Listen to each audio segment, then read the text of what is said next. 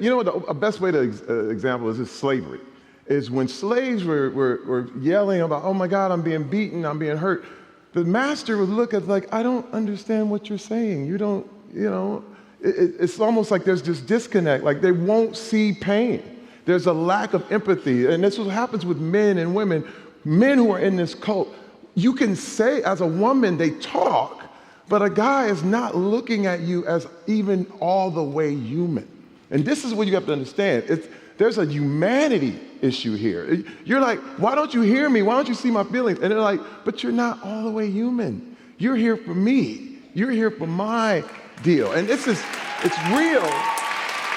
I got a perfect example. Now, first of all, I have to tell you, I am guilty. I am guilty. I believe, simply because I was a man, that I was more valuable than my wife and the other women in my life.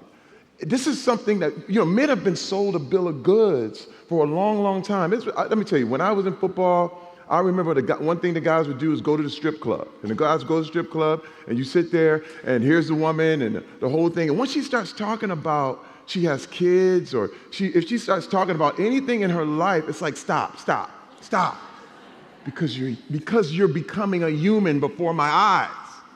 I don't want you to be a human. I want you to be an object. I want you to be something pretty to look at, but as you talk, you're making things too real for me. So scary.